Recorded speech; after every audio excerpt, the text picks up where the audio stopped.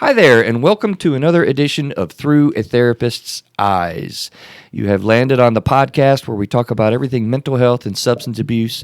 This is where I like to say, you get personal insights from a therapist in your own home or personal time in your car. But be aware this is not the delivery of therapy services in any way. We do offer an interesting lens, though, through a therapist's eyes, thus the name, where you get to see personal insights from my brain, having done therapy since 1995. My phone has a spam call as we speak. I'm so sick of these things, man. How many do you get a day? A couple, yeah. It's just terrible, man. We've got to get some laws around this or something. There is a do not call law. I just don't know how much It's not effective. Well, did you put your phone number into the do not call website? I think I did a while ago. I probably need to do it again, but sorry for that little bunny trail road that we just went down. Listen, we have some new things that we've got coming out that we're pretty excited about. Maybe we're talking about first of the month that I want to build some interest in, just kind of an announcement, a new thing that we're going to be doing. I really think it's going to be cool.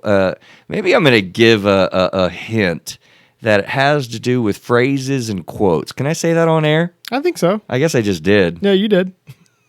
It's going to be cool. I'm really excited about it. I think you guys are going to enjoy that. So this is the human emotional experience. We do endeavor to figure it out together. You know, I think I haven't done for a little while, Neil. Why do I say that? Why do you think I say that at every show? Let's figure this out together. Because that's what humans are about. It's about working together. It's relationships. It's, you're not doing this by yourself. Yeah. You have your community, you have your friends, you have your family, you have people like you as a therapist and people like me who's a friend and a person. You don't have to do this journey alone.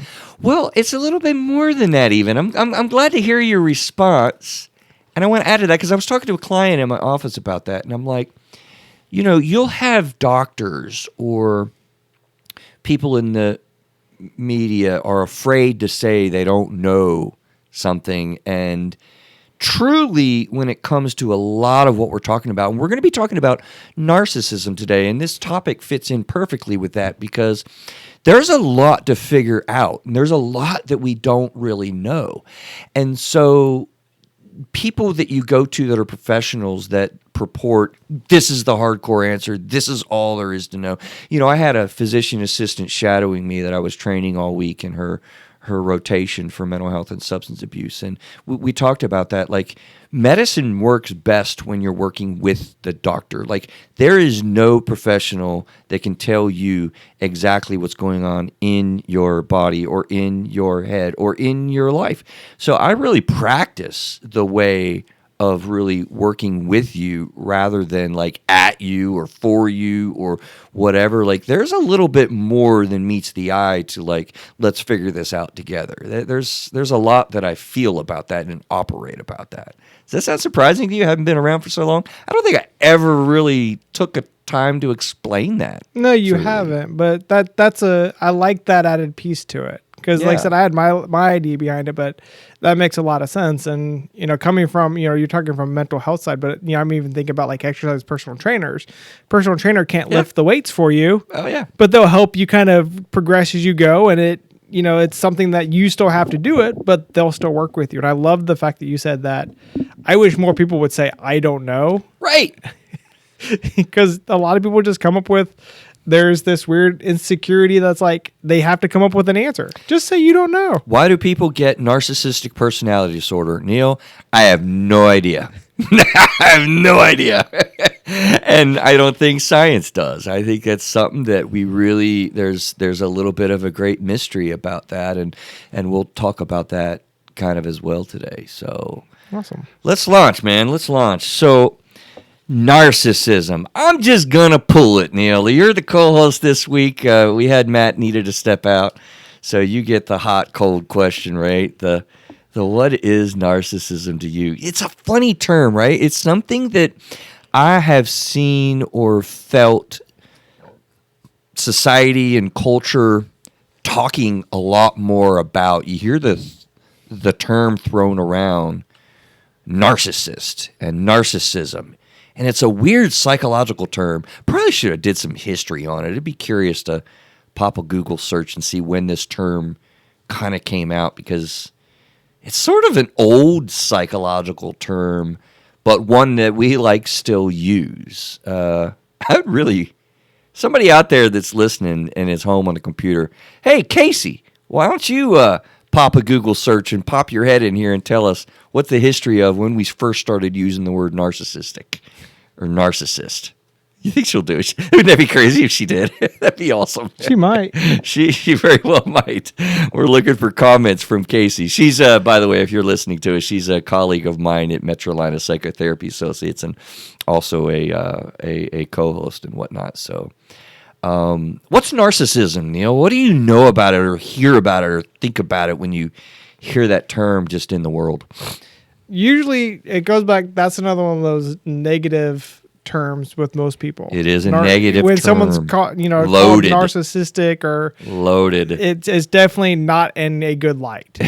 Yeah. And usually to me it's kind of like self-centered, almost to the point where all you care about is what's in it for you. Yeah. No matter what the effect it has on the other people around you. That's kind of my rough idea of someone who's a narcissist.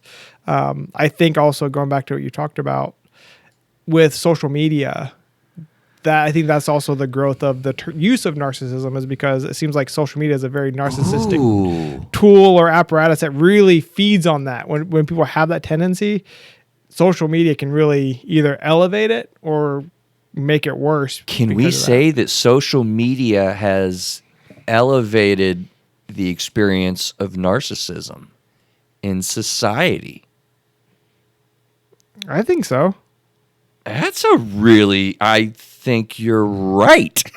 I would need to think about that, but in the moment, that is very interesting because, really, the definition I think is cool to think about with things like this for sure. We haven't really done a diagnostic show in a little while, but narcissism really essentially is having an excessive or erotic interest in oneself and one's physical appearance. I thought that was a weird. Here's Casey. She's got some information for us. I told you she might be listening. That's awesome. She just popped her head in and gave us this tidbit.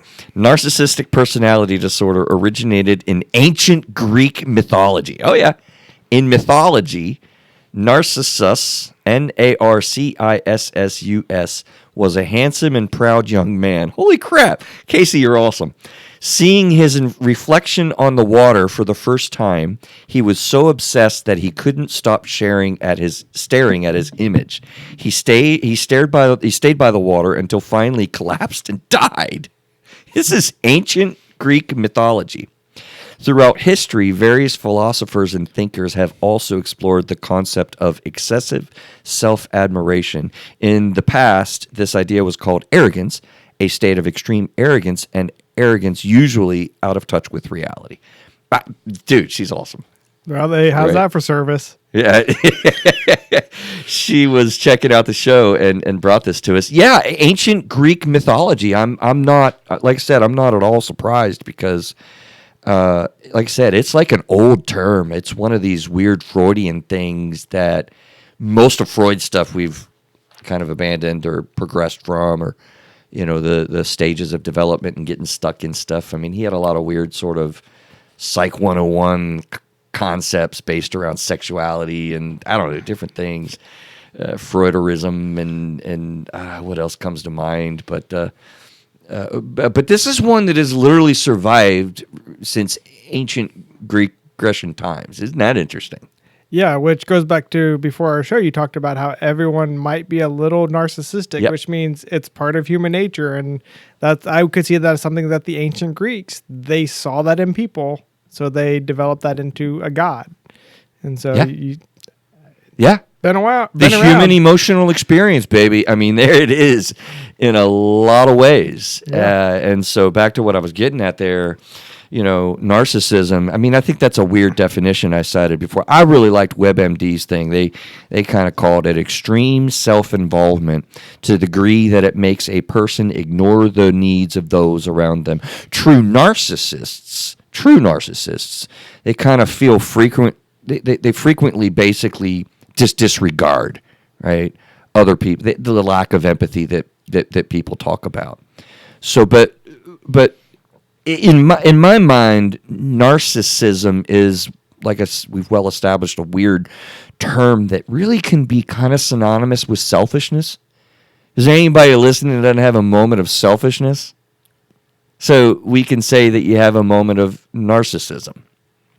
And I think the flavor of it really is selfishness, yeah, but more accurately, when you're self-absorbed, the human experience, right, where something's like fear or driving you with anxiety or overwhelming you with like confusion. When you really just lose touch, you might even get foggy thinking and foggy brain, but you're just sort of absorbed in yourself.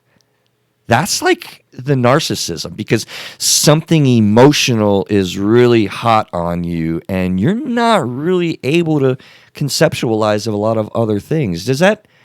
Can you think of normal applications in life where that kind of plays out? Because that's what I want people to kind of understand, from a day-to-day perspective.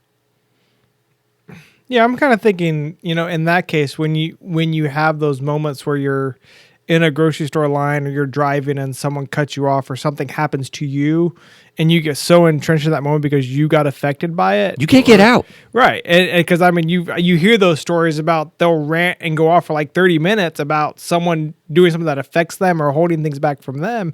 And they might miss you missed your turn because you've been too busy complaining about that guy who cut you off 10 miles ago. Yeah. You actually, here's a clinical term, you actually get disassociated.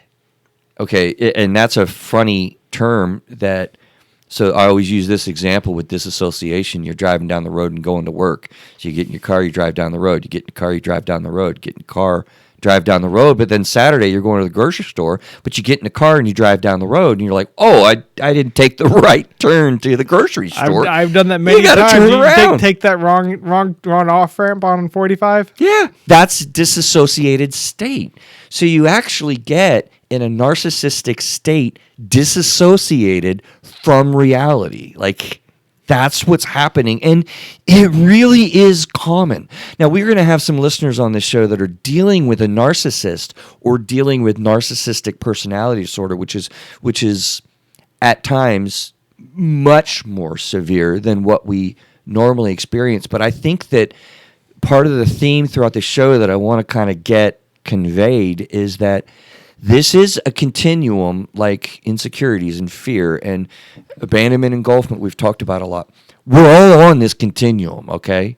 We are all on a narcissism continuum that we can even get into disassociated states with when we're self-absorbed from something, right? And boy, that hit the 30-second rewind button, because that's some cool reality for all of us. And people that are dealing with narcissistic people or narcissism personality disorder, if you can gather the idea that you yourself actually get narcissism and you're seeing all these pretty horrible traits that we're going to go into, it's, as you say, it's not a pretty picture. But it's starting in examining how does this exist in you so that you can be insightful about how does this operate then in my partner or the person I'm dealing with. So, boy, that's a really cool starting spot. Okay? So, personality disorder, narcissistic personality disorders is something a little bit different. So, here's the big book you can see on the Facebook Live. This is the DSM-5. Everything that's mental health and substance abuse is in this crazy thing. And I will pull this out with clients sometimes when I'm kind of wondering, maybe we have a personality disorder. And I'll literally just list these things, and I'll kind of do them as I'm going to do right here now. And it helps people, believe it or not, even with narcissism or borderline personality disorder and things like that, people can actually get insight about, I do have some of these traits.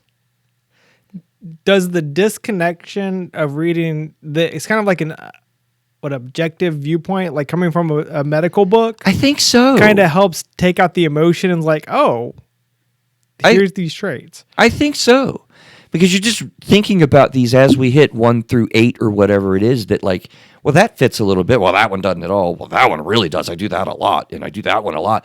And you get through some of the emotional interference. You're right. And dissonance begins to dissipate, and you can get some clarity. So here really are the symptom sets that we look for narcissistic personality disorder. Has a grandiose sense of self-importance. Grandiose is a weird word. Actually, I'm going to do this like I do with my clients. Let me start over. I will read in my brain what I just read, but I'll say has a big sense of self-importance, meaning it's highly exaggerated, the achievements that you have or the talents that you have, and you can kind of recognize yourself as, in a superior light. Preoccupied with fantasies of power and brilliance and, beauty, or having the ideal ability to love somebody. Like it's a preoccupation with this sort of fantasy world, but believes that he or she is special and unique in some way, right? Or isn't really able to be understood by most folks, that they should be, understood or making sense out of things with people on higher levels than they kind of are. Requires excessive admiration. So they're not comfortable unless they get, and the key word there is excessive. Has a sense of entitlement. I think you mentioned that, off the get-go. But these are unreasonable kind of levels of, I should have this, or you should do this for me, or this type of thing. It gets to a level that's, more unreasonable, sort of expecting automatic compliance from your spouse without discussions. 6, interpersonally exploitive. So you might have more of an advantage, more of a tendency to take advantage of people, and you might look back being like, I shouldn't have really done that. I wish I would have acted better. Believe it or not, people that have narcissistic personality disorder do have the ability to internalize and evaluate a little bit. It's not like they just don't. Lacks empathy, number 7, unwilling to recognize or identify other people's feelings. Like, I don't get your feeling. It doesn't really compute to me. It doesn't make sense. My partner oftentimes doesn't make sense to me. Like, I don't understand her feelings. Is often envious of others, or believes that others are envious of him or her. So there's a lot of FOMO, fear of missing out, and envious of other people's stuff or virtues. And lastly, shows arrogant, haughty behaviors, that kind of an attitude. Now, what's interesting, as I went down through that and tried to do it as I would do in a therapy session, I didn't read some of the exact words because they're weird words and people are like, I would do that with borderline personality disorder. I could do it really well, and people are like, oh, yeah, I see that one, like I've described. I'm realizing that I don't think I've done that as much with narcissism or narcissistic people in sessions, just because that was kind of hard for me to interpret some of those difficult words. I mean, it sounds like a really crappy person, doesn't it? Yeah, it does. You have more thoughts, I think. Well, I just, I was kind of thinking about reading through those. One, I thought, is haughty really like in there? Is that a medical term? That's actually, I think but that's true. But the thing that's interesting is, when you talk about the different things, I think part of the key to some of those definitions was excessive and over the top. It's not just, it's not that they feel entitled. It's the fact that they feel entitled for like everything. Like, give me everything. Pretty strong. Me. So that's the one thing that's interesting about the narcissistic personality versus some of the other ones is it really seems like it's more on the extreme of some of our natural human tendencies. It is absolutely extreme. When you get to the level of narcissistic personality disorder, the lack of empathy is like really like, we're going to draw out a distinction here very shortly, I think, in his next segment coming up. Like, there's a difference in the way that narcissistic people appear and then what they're really experiencing inside. Okay? And I'm actually going to give an example of this. I was debating in show prep if I wanted to do this, but why not? I'm pretty genuine on here. Why not? I remember a time in high school. I was in a communications class. And it was definitely early on in high school and still had a lot of insecurities that bothered me from various things in life. But I thought I was dealing with them pretty well, and I kind of was a little bit. But there was a weird activity that the teacher presented, and she took a leap, man, and it was really cool the way that it was done. It was talking about how somebody appears and how they look. And I remember somebody in the class looked at me, and they were talking about me, and I must have presented something or something, and somebody offered feedback. I was like, that's pretty brazen for a high school teacher to do, I think.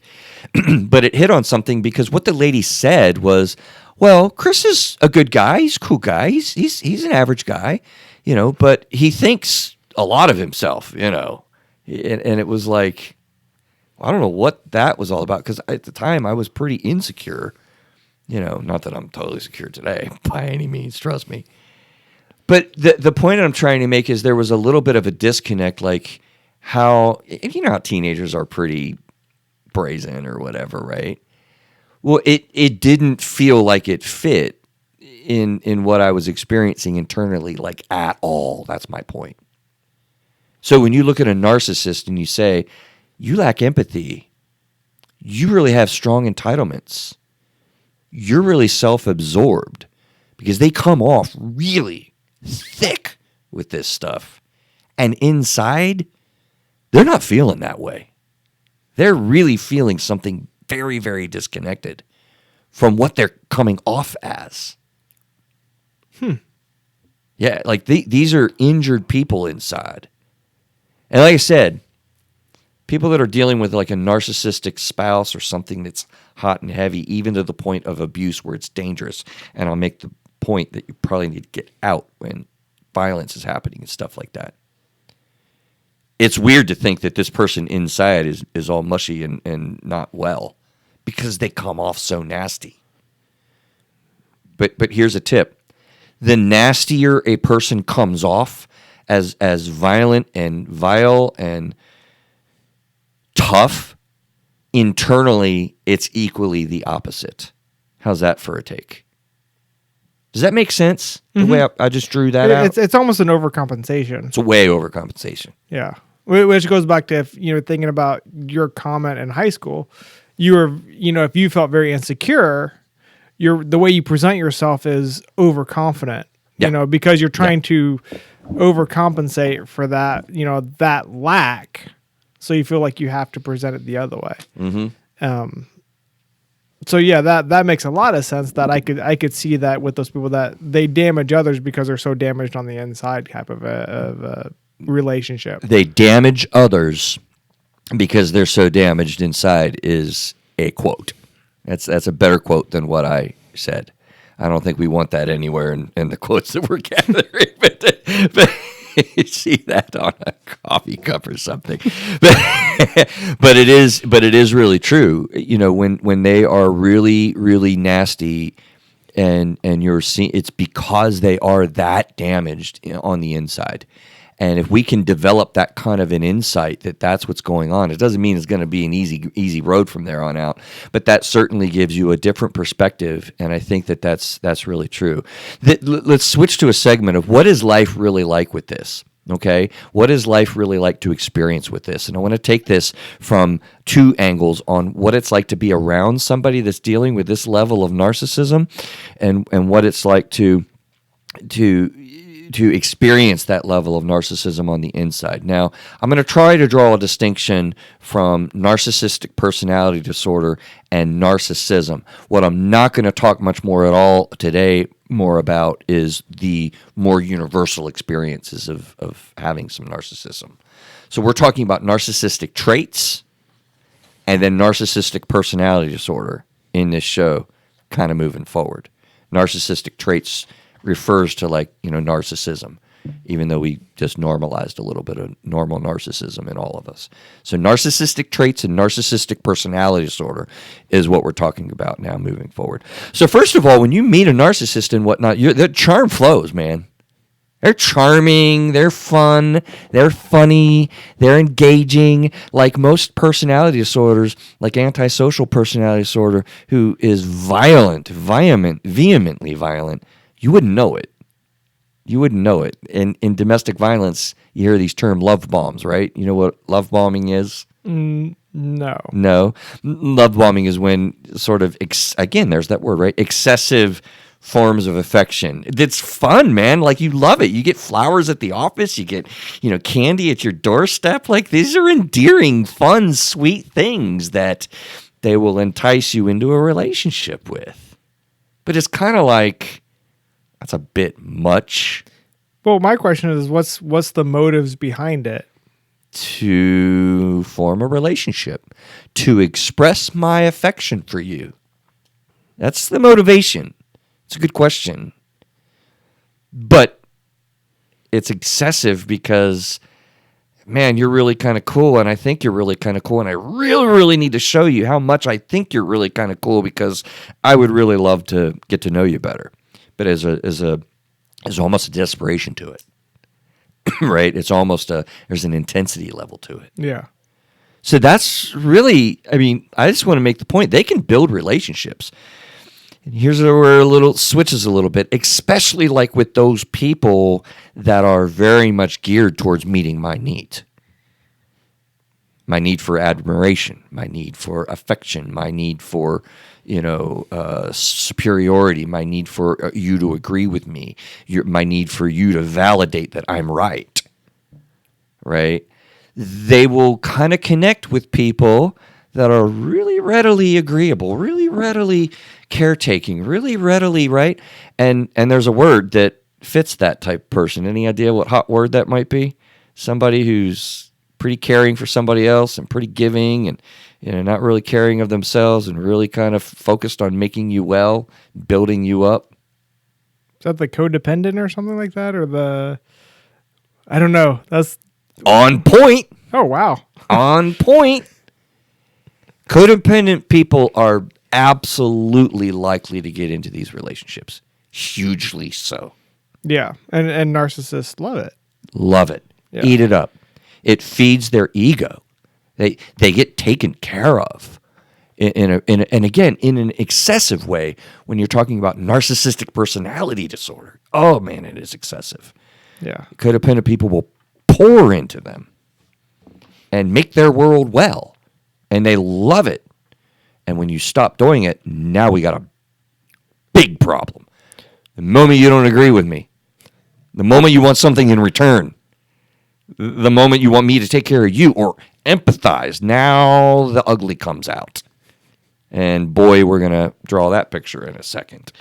So the relationships don't deal with disagreement well, so they find agreeable people like we drew out.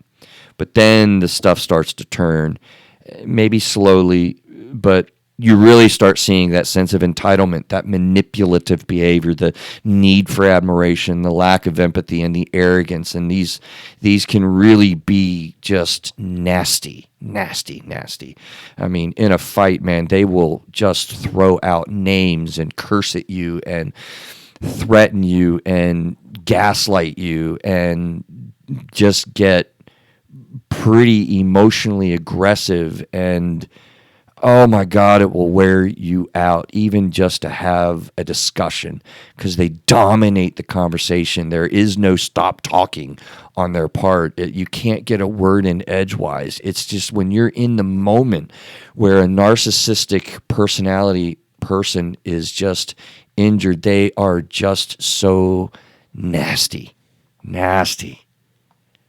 And remember, the nastier that a person can be, understand what's going on in the inside. So I'm going to make a very important point here.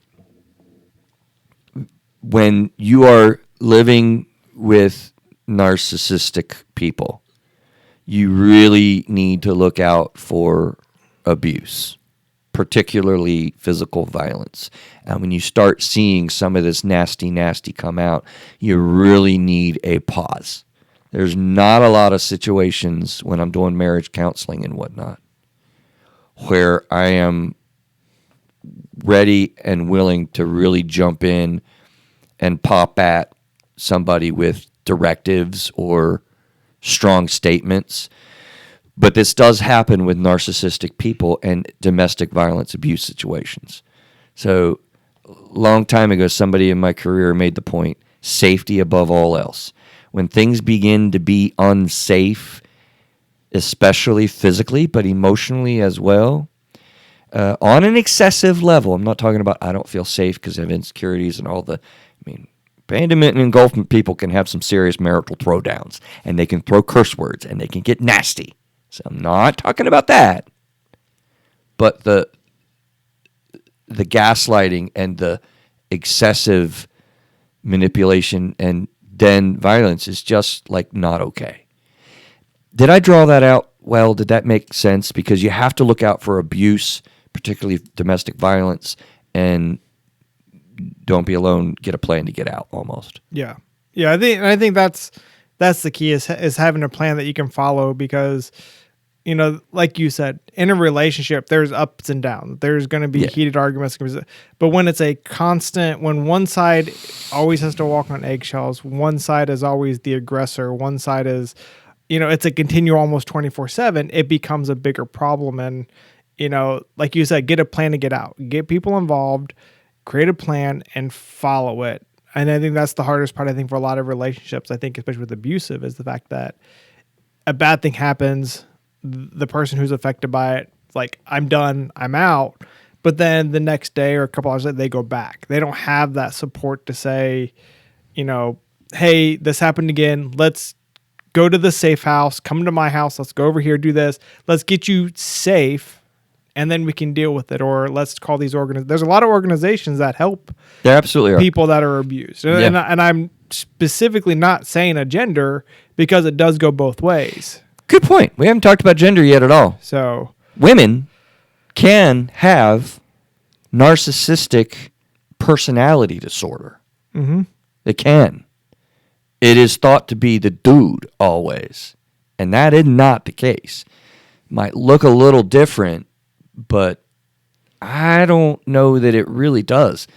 Men can be face scraped and pushed and hit and violence perpetrated on them. As a matter of fact, men can be killed.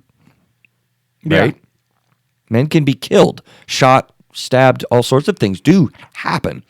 So that's the excessive level that we're talking about. Not 100% of the time with domestic violence are we looking at that level, but a lot of the time we're looking at, like, have you ever thought that your life or limb is in danger? If that's a yes, dude or dudette, like, look, that's not okay.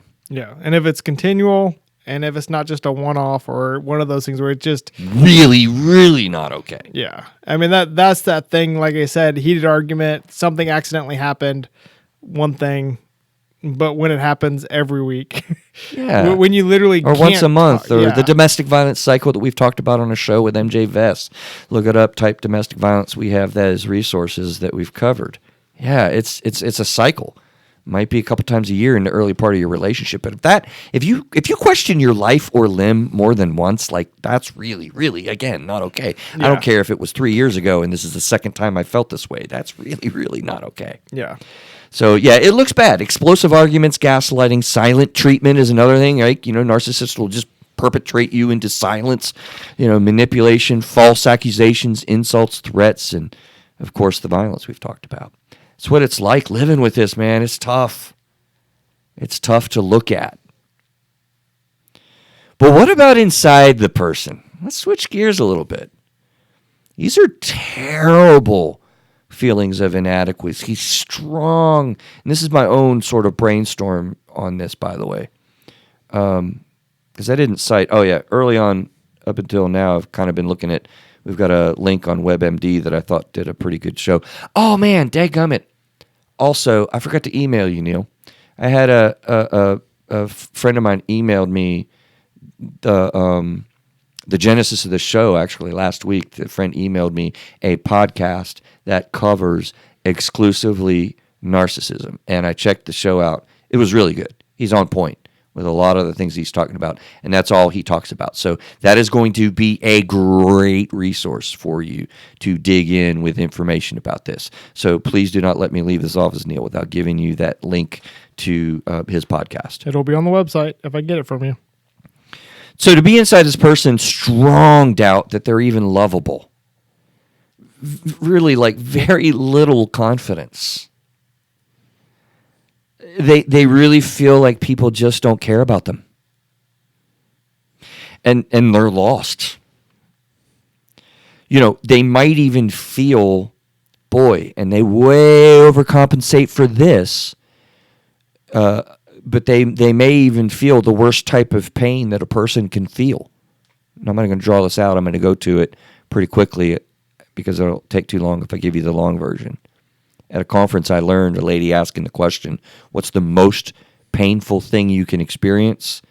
Well, without doing guessing and thinking about it like I normally do in conversation with people, I'm just going to give you the answer that it is feeling invisible. Right? That is the most pain moment that you can feel when you're so down, so unimportant that you're not even seen. And to give you an idea of how powerful this can be, we do know that babies, and we've talked about this around the world, in foster homes that don't have love and nurturance, they feel so invisible, the babies just die. Yeah, they had those studies where they neglected them. Yes. You know. Yeah. It's a real tough reality when you feel that much pain. And I think narcissistic personality disorder people can get to that level of pain where they feel invisible. And to me, it kind of goes back to the opposite of sometimes when there's that little bit of hope, it can push people to survive longer. Now you're looking at the opposite side where you're looking at when you don't have any hope because you feel invisible, that you're not needed. They're feeling desperate. Yeah. I mean, I can see that there's that power. That goes back to how important and how big that is, that neglect, feeling invisible versus having that hope. Like, this is a relationship that I know is going to last, or this is, there's a difference and so I see how powerful that is and how painful and how horrible that is for a human. You have a big fight with your wife, or your husband just acts like a major jerk and you guys are battling, you're going to do a repair. I mean, you're going to recover that, the next day or the next couple days, you're going to reconnect and kind of get through that. This is really, really tough for a narcissist to do. They feel offended and devalued from others, may even hate themselves. In fact, I shouldn't say may. These guys and gals that are in narcissism pretty intently on any excessive level definitely don't really like themselves at all. And then they have a strong sense of powerlessness, fully out of control. This is different than the way that they appear. Hugely. I mean, they appear like, oh, I'm awesome, man. I am the best thing since sliced bread. I'm going to be your best employee. I treat you like a husband should treat a wife better than anybody's ever. Why are you unhappy? I mean, they appear very, very different than what's on the inside. Now, there's a concept here called narcissistic injury. That's a clinical term. It's a weird term. It's honestly a term that I heard many years ago, but it flopped my view of narcissism and narcissistic personality disorder. Because previous to hearing this term, narcissistic injury, I was like, man, these guys are just jerks. I mean, these people need to be freaking punched in the head. Like, I wouldn't put up with any of this. This is ridiculous. Until I began to hear narcissistic injury. So this is felt when they may feel when they counter criticisms or losses or perceived abandonment. Okay, by the way, this is abandonment exploded. With what might be the word abandonment exonified. What would be some cool words? You get the idea. Like, this is a big time level and dose of abandonment insecurities. Wow. Extreme and severe abandonment with, you've heard us talk in a show, engulfment and abandonment. These guys are way over there on that side of the continuum. They may experience humiliation or rejection. When narcissistic injuries occur, this is really when the nasty comes out loudly and they attack hard and they defend hard. How depressing is this show so far, man? What are you going to do with a narcissist? We're going to talk about it next segment here in a minute. Like, how do you cope with this? This is tough, isn't it? Well, one of the questions I have, you talk about these injuries, and one of the things you wrote down was encounter criticism. And the question I have, because of the personality, where does that line go from feedback to criticism, especially with the narcissist? Delicate. Do they perceive any feedback that's not positive as criticism? It is tough. And that makes it hard for the person work with them, because it's like, how do you even say, hey, I want you to be better? Can you try this? Because as soon as you say I want you to be better, that means like, what's wrong with me? Narcissistic injury just occurred. Yeah. Yeah, it does. That is what's so nasty. I mean, you want to, in a normal relationship, you have give and take. You have, no one knows you better than your partner, it could be said. Like, you're going to say, hey, Neil, you need to talk more on this show, like, come on. On the Facebook Live, you'll see him. He just shook his head and muffled his mouth. As an engulfment person, I don't like talking.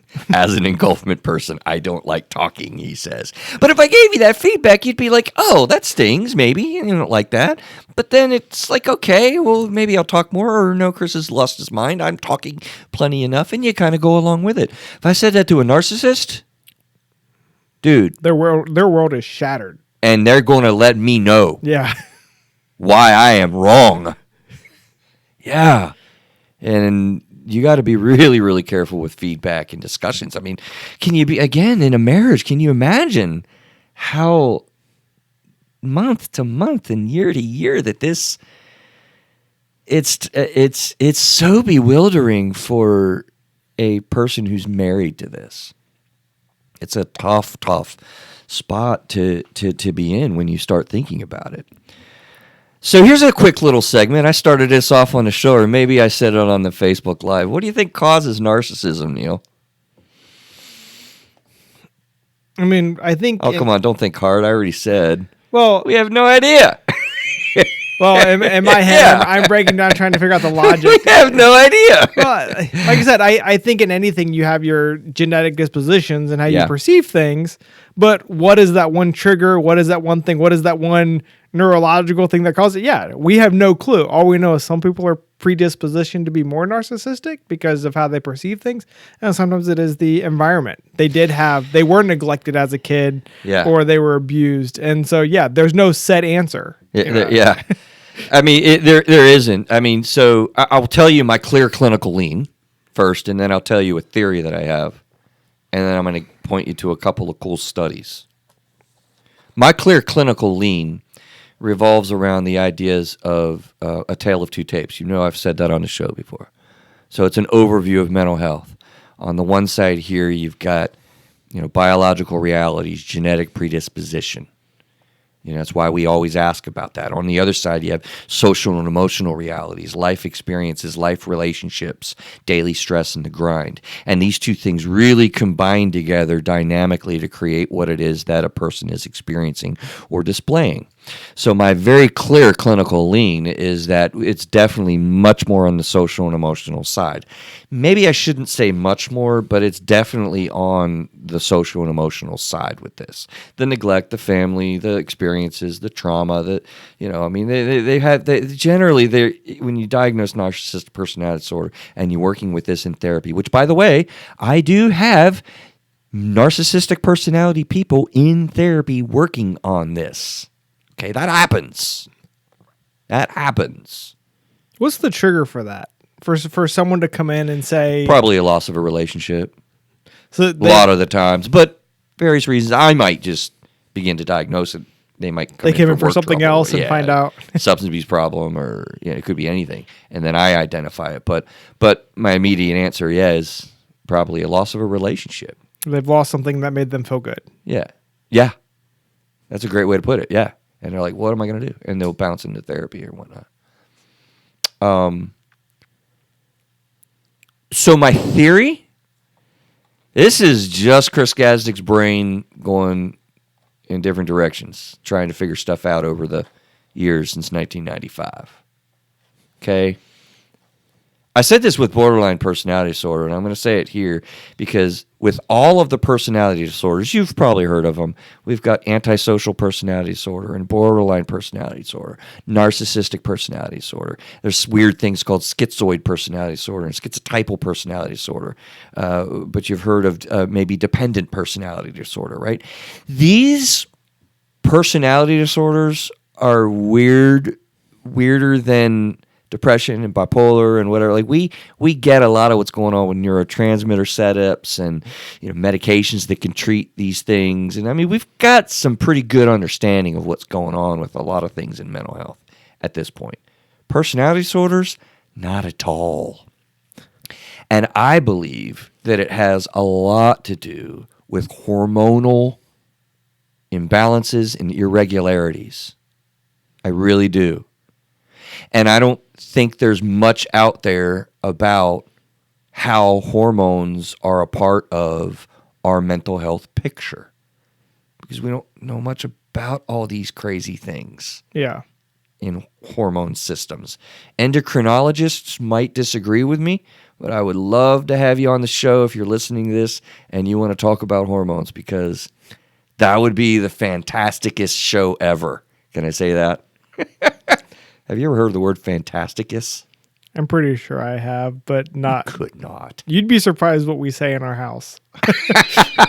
We come up with some pretty weird vocabulary. That's awesome. So. Fantasticest show ever.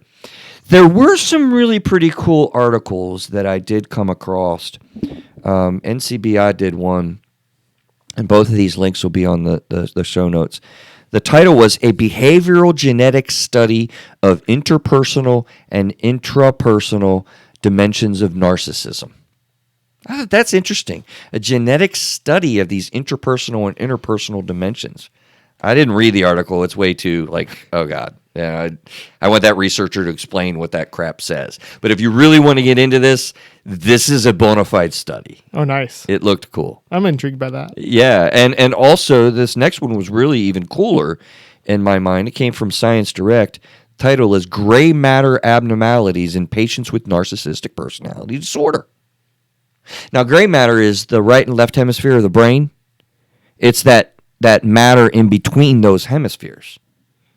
And that, for instance, such as in autism, we know that gray matter doesn't work properly, and those two hemispheres aren't talking, right? Now think about that. If we can scan a narcissistic personality disorder's brain and see abnormalities in the gray matter between the two hemispheres, similar to autism and people with Asperger's, that would explain a lack of empathy.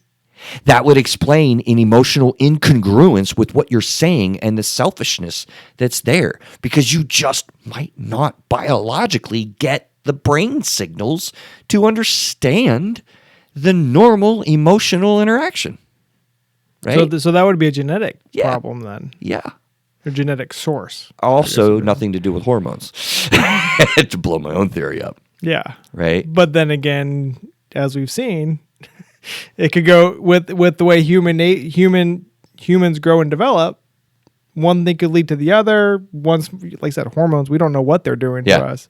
You could have a hormone that could cause some other. I mean, there's a lot of stuff. Do you think a physical brain injury could cause a shift like that because of the fact that? No, I haven't thought of it, but the answer I would say immediately is yeah.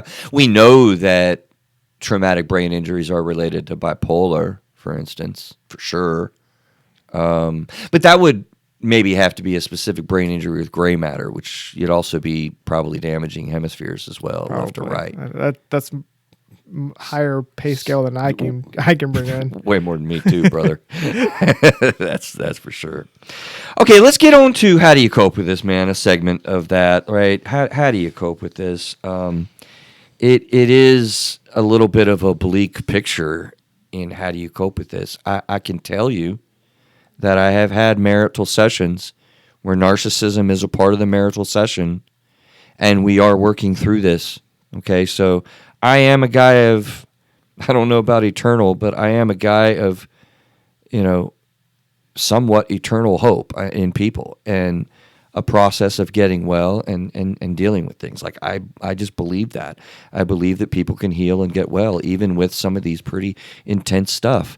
And so I've watched narcissists get better and develop the ability to really relate to people, particularly if they're not on the severe side of narcissistic personality disorder, probably on the more mild side of narcissistic personality disorder. But we've already established narcissistic personality disorder in total is all pretty severe, right? So I've seen people be able to do that. So there really is hope. To the codependent person that might be listening out there hearing those words, and you've already been in domestic violence for too long, I don't want you to hang on to that too much, though. Safety has got to come first for you in your life. I don't know why I wanted to make that point, but I just felt a need to kind of make sure you don't hang on, to that hope that I just offered when you're involved in domestic violence. That's... Yeah, I feel like, when you talk about codependency, I feel like they'll put their safety on the back burner to keep the other person happy. Yeah, and I'm not okay with so that. I think it's important to re-emphasize the fact that it's not okay. It's okay for you as a codependent person to be happy and to live a happy life without that person. I think you probably even realized it. Maybe you didn't realize it, but I want to highlight it in either case. A codependent person will put their safety on the back burner. You use that word safety. Mm-hmm. I'm not okay with that, I said. Yeah. A codependent person will put their well-being on the back burner. Okay, well, that sucks. I will work with codependent people, and, that's a bummer. That's what codependence kind of is. You're really putting yourself out to help somebody. I mean, it sucks, but I'm fine with that. I am not okay with somebody putting their safety on the back burner. Did you realize that when you said that? I'm just curious. Yeah. I said it on purpose. Yeah, I mean, that's a hell of a concept. That's not okay. Yeah. That's not okay. So, but what do you do to cope? As long as you're not putting your safety on the back burner, and as long as you're within a reasonable level of safety with things. First, again, I think I just did that. I emphasized it in my show notes too. To look out for the signs of domestic violence. It's not okay to tolerate that. Firstly, listen to the show again. Right? Check out the podcast that is going to be on our site. It's all about narcissism. Read articles, get an understanding of what's going on, particularly in the narcissist's spirit and heart and whatnot. Like, I like to say this whenever somebody's dealing with something in the mental health field or something closely. I like to say, become a little mini expert in that issue. Like, that point of insight is really, really huge and important, and we do have a lot of resources nowadays to be able to look into that. So that's really point number one, is become aware and learn as much about this as you can. And in that, you'll find out, and point B, you're going to develop a perspective that there's great pain in what they're experiencing. Like, that's not the way you think about a narcissist. You think of them as just really, crappy people that run over you and are bad people, and they kind of act really badly and whatnot, but that just comes from a huge place of great pain. This is a different perspective. Neil, would you be shocked if I said on a list of how to cope with this and what to do with this to not be alone? Would you? Is that shocking? Let's figure this thing out together. Right? Yeah. Yeah, but how many people do you think you want to tell them about your relationship with a narcissistic personality disorder, where you're going through great levels of distress? You have to have a high level of trust and openness with that person. And most people hopefully have at least one. Very few have more than that. So it's very hard to get to that point. Yeah. And it's essential. because this is going to make you feel crazy. It is going to make you feel fully out of your mind with any significant levels of this. And chances are you this may not be your first rodeo. Might have been your first boyfriend, your first husband that was a narcissist. And as with domestic violence, you replicated this into another relationship. And now like one or two guys, or if you're a guy, one or two girls that you've been in a relationship with have made you feel just nuts. Yeah. You lose objectivity. You lose your ability to be grounded and confident in believing what your eyes are seeing, and believing what your ears are hearing, and believing what your chest and your heart is beating. You lose objectivity, and somebody else is going to be able to say, yo, look, dude, you are not crazy. You need to look closely at this. I think you're pretty valid in your upsetness here. Yeah. You can't come at that very easily alone. And when you're alone, you rationalize the bad behaviors. Minimize. You're right. Because it's like, oh, they're just doing this because of this, or I did something, so they're doing this. Versus, like you said, if you talk to someone, they'll be like, what they did was not right. Yeah. You're not in the wrong. Right. They were. But it's very quick when you keep it to yourself. It's because of something I did. That's why they react. Or that's why it's okay for them to act that way. Yeah. And it's like you said, like the last show I think we talked about, to fix yourself, you have to get a unbiased opinion from outside to see the truth about what's really going on. Yeah, with implicit bias and your core belief systems and stuff. It's really hard to do it inside because you're already automatically engaged with rationalizing or minimizing or, explaining things away and intellectualizing. How about those clinical terms, right? Exactly. Yeah, so I'll tell you another, easy answer here, for anybody who understands kind of what's going on. You gotta, I'm not talking about boundary setting. I'm like, dude, you have got to be an excellent expert on a high level with boundary setting here. Just take a flyer, Neil. How well do you think codependent people are at setting boundaries? I'm pretty sure that they use a string that's not attached to anything to make their boundaries. Oh, wow. Yeah, kind of. That's pretty dramatic. A string that's not attached to anything to create boundaries. I need to use that. That was excellent. Yeah, not so good. Not so good skills developed. And, I've many times in therapy really, really worked on this in way of borderline personality disorder as well. You'll find people in marriages, and sometimes you'll find people in long-term marriages. I'm telling you, for sure. This is not like a flash in the pan relationship sometimes. They've been married for a lot of years and dealing with this for a long time. And they haven't really learned how to set up great boundaries.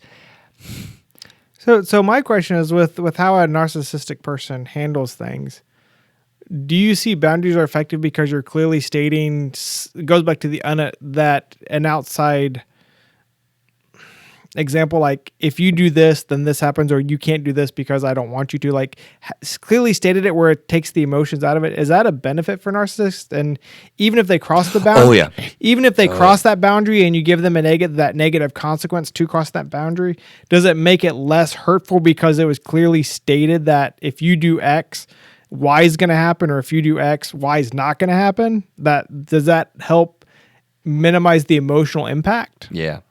On the YouTube show, check us out on Through Therapist Eyes, the YouTube channel, by the way. It you see my head just like, yes. Love everything you're saying there. It's perfectly on point.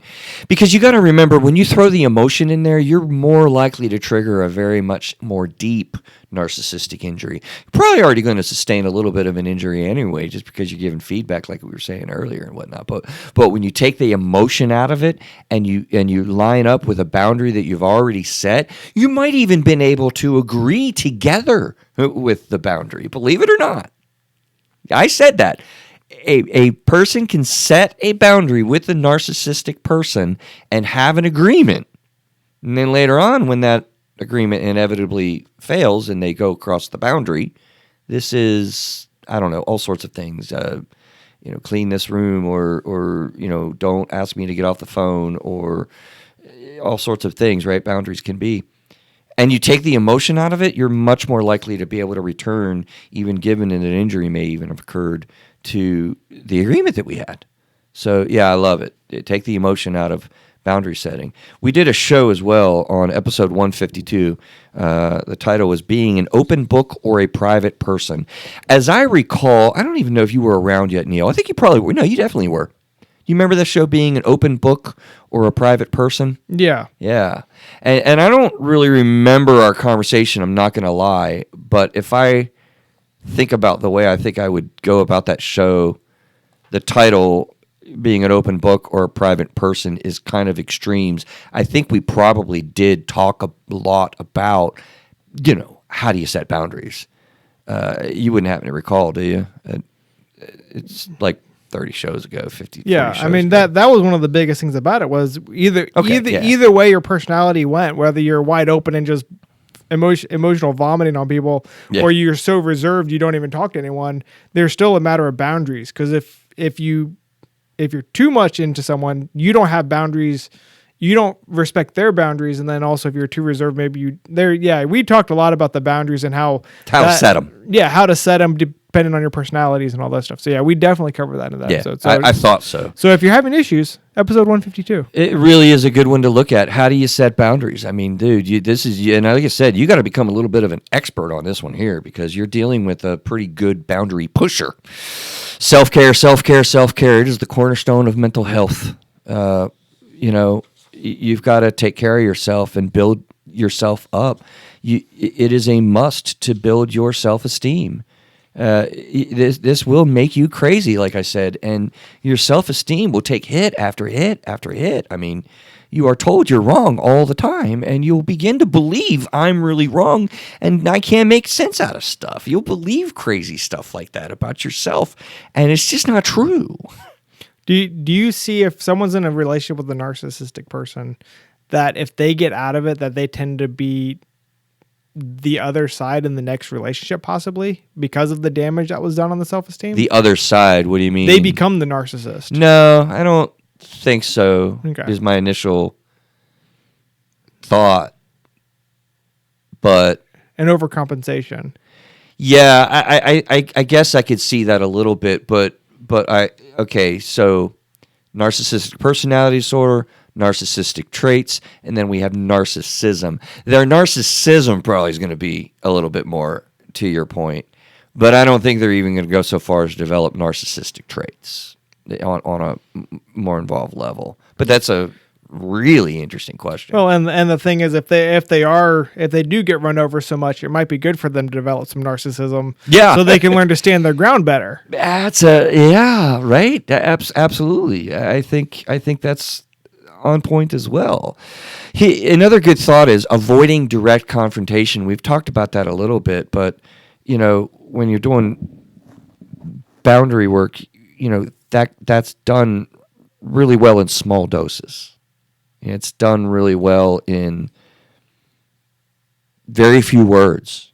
Like, you want to make like 3-sentence statements and then stop. Because when you get into a battle and a discussion, it is going to be a discussion that ends up in a rant about why the narcissist is right and you're wrong. That's going to be what's going to get to. There's not going to be much. You know what? I'm going to say this off the cuff. Don't take this scientific. But in an argument with a narcissistic person, you're probably not going to get much productive interaction after 5 minutes. Because they're probably bored and like, why am I in this? Because I want to go do this now. Well, no, they're not bored. They're triggered. They're hurt. They're firing out. Now the nasty's going to come out. And everything you say just compounds. Yes. And that makes sense. If you're still in a conversation 20 minutes later with a narcissist, you're in trouble. You're in trouble. That honestly can get dangerous. So I like the way I just explained that, because that's a really good take right there. Honestly. The last thing is interesting, talking about your own feelings to begin appealing. Okay, I said in all caps. You see on the show notes there, right? Well, you want to say the all caps? Can you see it? Mm-hmm. What is it? When safe to do so. Right. Safety. Safety's gotta come first, by far, especially if you're trying this. Talking about your own feelings, talking about your own experience, they're probably not going to be that into it. They're not going to really want to give you the space to do that. But the more that you can do that, the more that you then might begin to be able to appeal potentially to them actually developing a little bit of empathy. Would part of it be a relatability to then build empathy? Because if they're so damaged on the inside, and you're talking about how you kind of feel the same way, if they can then relate, does that then help with them actually build that empathy? Yeah, I see where you're going with that. I think so. Remember, we're all on this continuum. So if you talk about ways that you're really struggling with your own doubt and your own fear, I mean, the narcissist does care about you. I know it sounds like a crazy statement, but I mean, they're committed to you. They're with you. They're maybe your friend or your business partner, or they're your spouse. They would like to be better.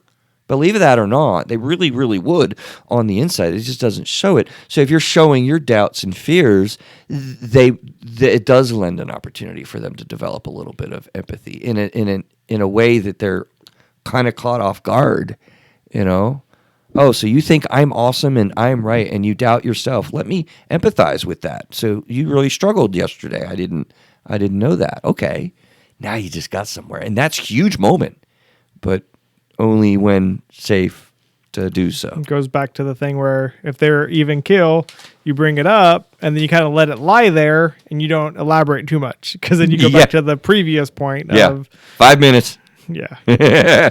Which makes sense, because I've done that with, you do that in any time you have a relationship, because I've done that with my wife. And like, there's some topics I only bring up when I know she's in a good mood, whatever it is. Because you just know, if I'm going to ask her to go hang out with some friends or go do this or go do that, I'm not going to ask her when she's mad at me already. When the kids have stressed her out. Exactly. Right. Some things to avoid. I don't know where I got this. Maybe this was my own list. I'm not sure, but I kind of forget. Some things to avoid. Tell them, don't tell them that they're wrong. Yeah, avoid that. You're wrong. And, well, they're going to explode. Don't give in on boundaries drawn. That's tough, but I think this was my own thoughts.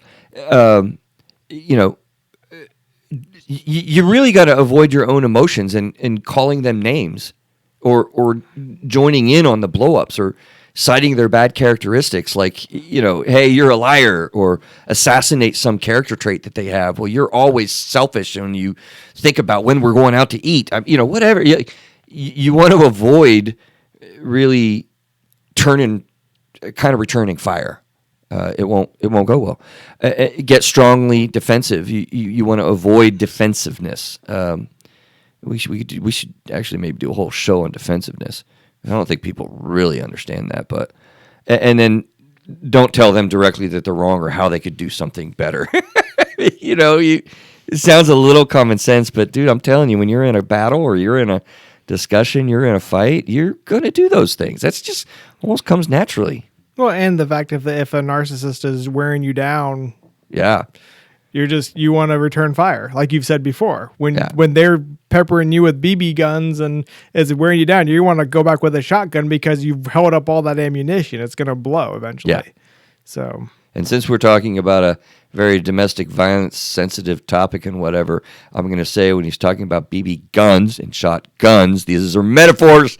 Yes. These are metaphors. Those are purely metaphors. Purely metaphors. They're small pings and your big explosiveness. That was nothing about actually doing that. Yes. And I shouldn't make too much light of that because I want to wrap us up and take us out of here with some comments about that. But closing thoughts, comments, questions and stuff, Neil? I think we did a really good job of taking some mystery out of a pretty mysterious term all the way back from, what did Casey tell us? Ancient Grecan mythology, Narcissus, Narcissus. I can't even say it right? Narcissus. He was handsome and proud young man, seeing his reflection on the water for the first time. He was so obsessed that he couldn't stop staring at his image. He stayed by the water until finally collapsed and died. Well, this has been around a long time. Yes, it has. And I think we did a good job of, I think, taking away some of the stigma of narcissists and the fact that everyone's a little narcissistic. So there should be some empathy. And when you're dealing with someone who has that and you're dealing with that, there has to be a level of care and concern for them as well as for yourself. And I think I like that part of this conversation because I think everyone thinks I'm not narcissistic. Yeah. You know, that's it. It is just, it does have a negative connotation, but really, Do I have narcissism? everyone has a little narcissism, and I think everyone should have a little narcissism. I'm so sorry for anybody who knows me purposely for the narcissism that I display. Can I think of a blanket? No, No, okay. nope. Listen, this is an intense topic, and we try to throw levity in a little bit in our conversations, but it is one that I want to take us out with, really helping you to understand not to be alone, understand that you're really not alone. These are really, really hard and powerful feelings to cope with. And safety above all else is really what you've got to get ingrained in your mind when you're trying to kind of manage the realities of narcissistic personality disorder or even narcissistic traits. So get in touch with support systems and let's continue to figure this out. All right? Y'all take care and we'll have a great week. See you next time. Bye.